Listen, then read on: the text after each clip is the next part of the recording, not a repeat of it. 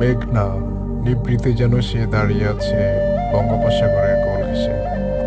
লক্ষ্মীপুর জেলার শেষ সীমানা, যেখানে স্থলভাগ নত হয়ে গেছে বঙ্গোপসাগরের বিশাল বিস্তারের দিকে।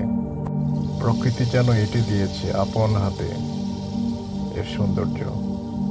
আলেকজান্ডার মেঘনা বীচ নিভৃতে যেন সে দাঁড়িয়ে আছে সমুদ্র জলের অসীমতায়।